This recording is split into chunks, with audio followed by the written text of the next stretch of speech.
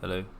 So a lot of people commented on the how I generate my currency video, asking what strategy I use predominantly.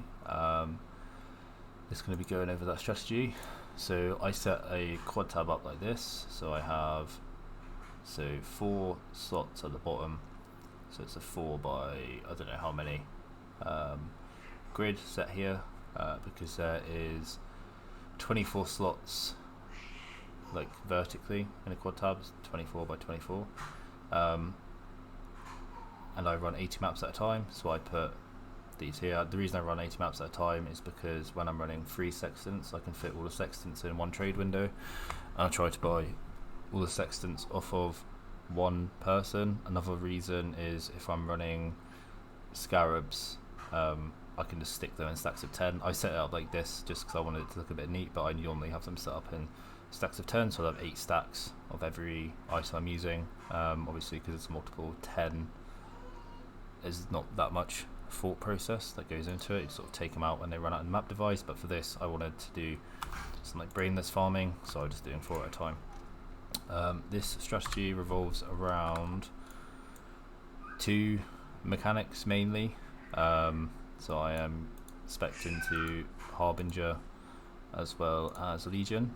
So taking all the Legion nodes, and I am taking the Marika for Legion chance and the Templar Legion chance, because you don't want to increase Valkyrie or Eternal because these ones are bad and you'll be making less money overall.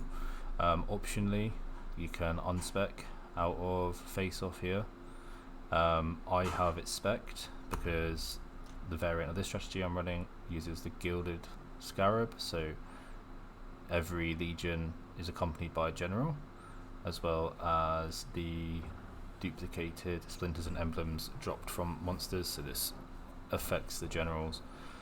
And obviously with Gilded and this sextant and this node, you're getting 2 generals per legion, which means you're getting double the chance to duplicate the legion, like the legion drops you get from them.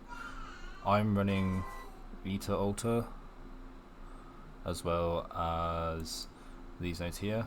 I went for Eta because if you do long-term amount of mapping, Eta is about the same as Exarch. If you need currency now, you can spec into Exarch here, but you have to unspec some of the quant wheel and you have to drop one of the shrine nodes and go all the way up and down here to pick these up. I think you have to drop shrine completely to make it work. I didn't really want to do that. Yeah, essentially taking all the legion nodes. I don't have pro traced battle because I don't need the duration. I don't need the damage. If your build is a bit slower, I would take this node. If your build is a bit slower, I would essentially just go round this way rather than down around the bottom, but that's why I went for that.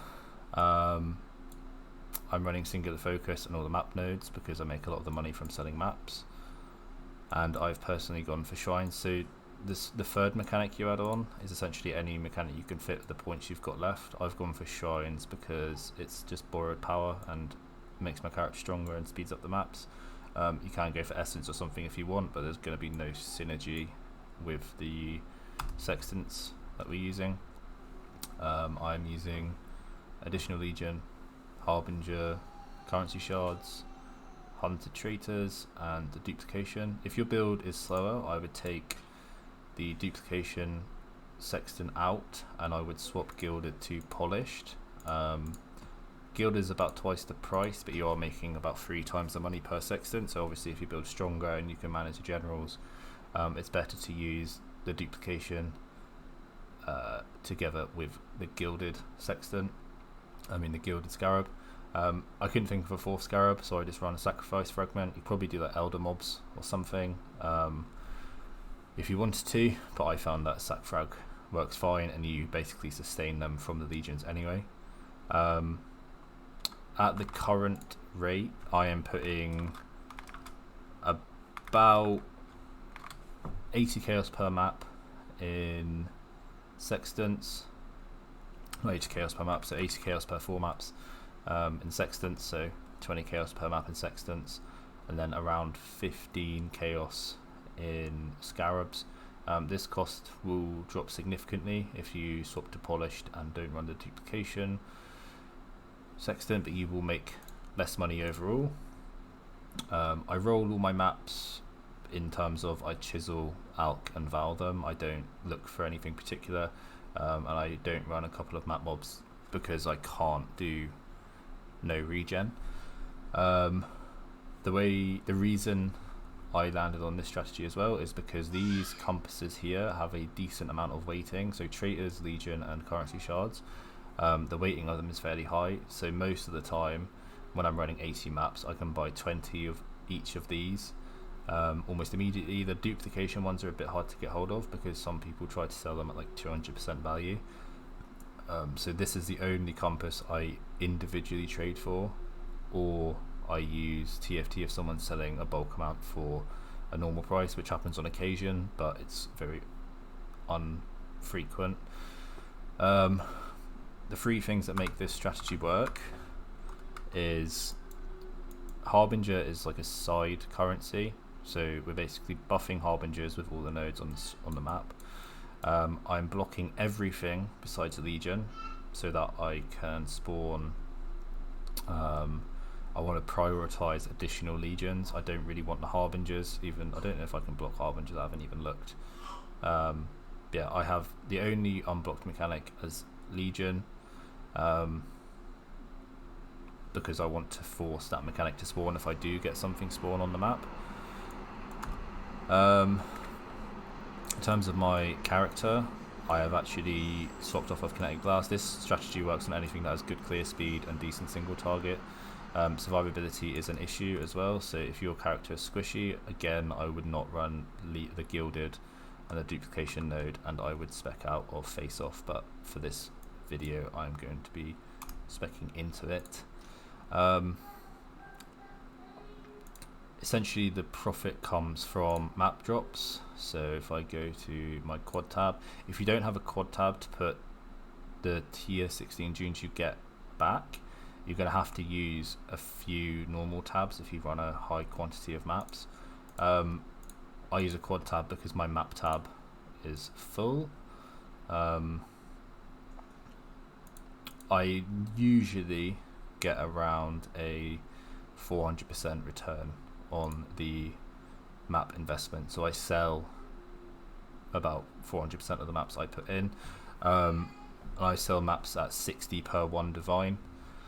In terms of profitability from the strategy, the average amount of profit I make is, so if I, in terms of maps, I make about 5 divines from maps. I normally make 5 divines from a fracturing shard, so a fracturing orb. I average 1 in 80 maps, which is pretty average.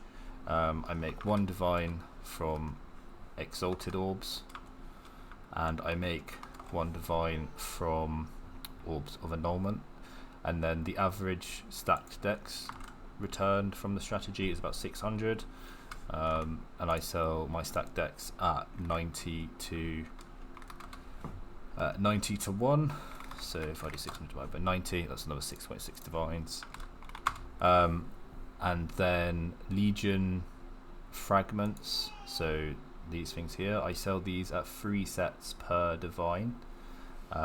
So I normally end 80 maps on around 30 sets ish.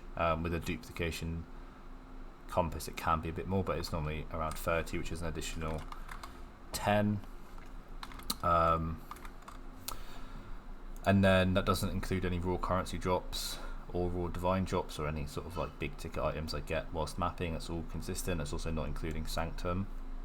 The one thing that is very important for this strategy is I use every single incubator I get related to divination cards or currency. So I use the ornate incubators and the diviners incubators. I do loot the singulars, but I don't use them, and I stick them in a 20 for 10 chaos tab, so 2C each, but you have to buy them in bulk, and they do occasionally sell, but it's sort of just a graveyard of rotting items that doesn't really go anywhere. They do sell, but it's very infrequent, and I wouldn't add that to the total. But on average, I'm making, if I included divine drops, which is like 1 divine every 10 maps, I'm making about 0.7 of a divine per map. So this strategy definitely revolves around how fast you can clear the maps. I personally clear about 12 to 15 maps an hour, depending on how fast I'm going, so 12 to 15. This strategy averages out at about 10 divines profit per hour, so it is really, really good. I just thought I'd make a little explanation video. The Atlas tree will be in the description if anyone's interested. But like I said, if you want to be running Exarch and not Eater of Worlds, you would unspec of the quant wheel, unspec of the shrine nodes, and then you would path up here and then down into the Exarch sort of top hat, and then come down here. One thing you can do if you're running Exarch as well is run Seance. So this just gives you like the God touched minions, which is like alright for occasional loot explosions. If you're on this side of the tree, I'd say it's definitely worth picking up. But personally, I would recommend Eater of Worlds. Even though it's not consistent money, the Legion itself makes so much consistent currency to the point that gambling for the Divine Altar or anything. Another thing that's really, really good about Eater of Worlds, I'm not sure if Exarch has it, but it has duplication for maps as a role, and the sort of unfavourable altar rewards on Eater are like a lot nicer. There's no added chaos or added as extra. It's sort of just, you know, the mobs do a bit more damage sort of thing. You do get the occasional bad one, but this character's chaos res capped regardless. But I would definitely recommend running Eater on this strategy. I'm not a big fan of Exarch. I don't think it's that good at this point of the league. I think it's definitely better to go for the gamble in doing something that's consistent. That's pretty much the entire strategy. You pretty much can't lose money on this. The investment gets covered by the stack decks alone, so if you lose money doing this, you're doing something extremely wrong. A list of the sextants I use will be put in the description. I'll also put a sort of little write-up of what to replace and how to change the tree. I'll also put a copy of the tree in the description if you were to use the Exarch altars as well. But that is pretty much everything, so see you later.